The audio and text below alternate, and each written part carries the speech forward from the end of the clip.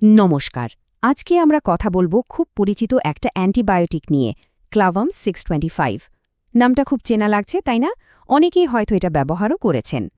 তো চলুন, এই যে এত পরিচিত একটা ওষুধ, এর আসল রহস্যটা কি?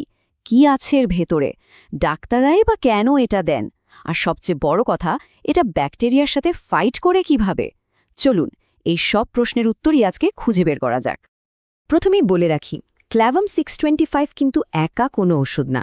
এটা একটা কম্বিনেশন মেডিসিন, মানে এর ভেতরে দুটো আলাদা জিনিস মিলেমিশে কাজ করে।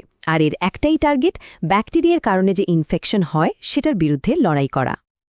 তো কি সেই দুটো উপাদান?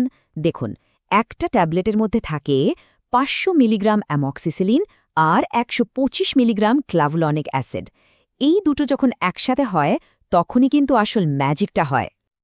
আচ্ছা, তাহলে এখন প্রশ্ন আসতেই পারে যে ডাক্তাররা ঠিক কখন এই ওষুধটা দেন? সাধারণত বিভিন্ন রকমের ব্যাকটেরিয়াল ইনফেকশনের শর্ট টার্ম ট্রিটমেন্টের জন্য ক্লাভাম 625 ব্যবহার করা হয়। আর এর ব্যবহারের ক্ষেত্রটা কিন্তু বেশ বড়। ধরুন শ্বাসতন্ত্রের ইনফেকশন, মানে রেসপিরেটরি ট্র্যাক্ট ইনফেকশন, বা ধরুন ইউরিনারি ট্র্যাক্ট ইনফেকশন। শুধু তাই না, হাড়ের ইনফেকশন, এমনকি দাঁতের ইনফেকশনের চিকিৎসাতেও এটা দারুণ কাজ করে। এবার আসা যাক সবচেয়ে ইন্টারেস্টিং পার্টে। এই দুটো জিনিস একসাথে কাজটা করে কিভাবে? ভাগলে অবাক হতে হয়। এদের কাজ করার ধরনটা অনেকটা একটা টিম অ্যাট্যাকের মতো। ব্যাপারটা বুঝতে হলে দুটোর ভূমিকা আলাদা করে দেখতে হবে। অ্যামক্সিসিলিন হল আমাদের অ্যাটাকার। ওর কাজ হল সরাসরি গিয়ে ব্যাকটেরিয়ার যে বাইরের দেয়াল, মানে ওর সুরক্ষা বর্ম, সেটা ভেঙে দেওয়া। আর ক্ল্যাভুলানিক অ্যাসিড, ও হল শিল্ড ব্রেকার। ও ব্যাকটেরিয়ার ডিফেন্স সিস্টেমটাকেই অকেজো করে দেয়। তাহলে পুরো ব্যাপারটা কিভাবে ঘটছে একবার ভাবুন। 1 নম্বরে, ব্যাকটেরিয়াটা যেই দেখছে অ্যান্টিবায়োটিক আসছে, ও সাথে সাথে নিজের ডিফেন্স সিস্টেম চালু করে দিচ্ছে।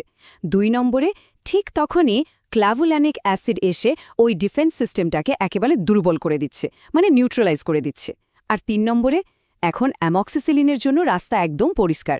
ও তখন সহজেই ওই দুর্বল হয়ে পড়া ব্যাকটেরিয়ার উপর অ্যাট্যাক করতে পারে। দারুণ একটা প্ল্যান, তাই না? তো আমরা বুঝলাম এটা কিভাবে কাজ করে, কিন্তু যে কোনো ওষুধের মতোই এর সঠিক ডোজ আর কিছু সতর্কতা মেনে চলা কিন্তু ভীষণ জরুরি। ক্ল্যাভাম 625-এর ক্ষেত্রেও এই নিয়মটা 100% সত্যি।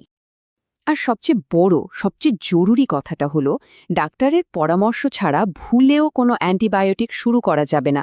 এটা নিয়ে নিজে নিজে ডাক্তারি করা কিন্তু একদমই চলবে না।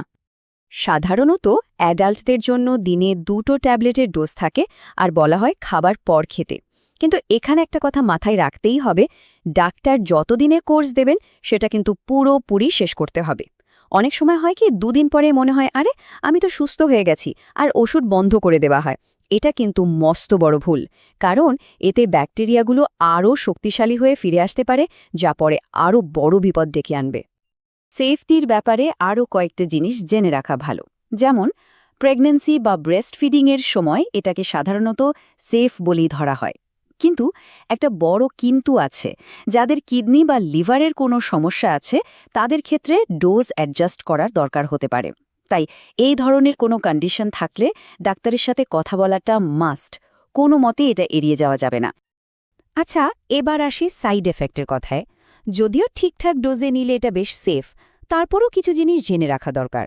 বিশেষ করে কেউ যদি ভুলে বেশি পরিমাণে খেয়ে ফেলে, মানে ওভারডোজ করে ফেলে, তখন কি হতে পারে? প্রথমেই একটা ভালো খবর দিই। সঠিক ডোজে এই ওষুধটা খেলে সাধারণত কোনো বড়সড় সাইড ইফেক্ট দেখা যায় না বললেই চলে। তাই সবচেয়ে জরুরি যে সতর্কতা সেটা হলো, কোনোভাবেই যেন ওভারডোজ না হয়, কারণ তখন কিন্তু উপকারের থেকে অপকার হওয়ার সম্ভাবনাই বেশি। আর যদি কেউ ভুল করে বেশি খেয়েই ফেলে, তাহলে কি হতে পারে? কিছু কমন সমস্যা দেখা দিতে পারে, যেমন বমি হওয়া, গা গোলানো বা বমি বমি ভাব, আর ডায়রিয়া। তো আজকের এই আলোচনাটা চলুন একটা প্রশ্ন দিয়ে শেষ করি। আমরা যে ওষুধগুলো খাই, সেগুলোর ব্যাপারে আমরা নিজেরা কতটা জানি? নিজের শরীর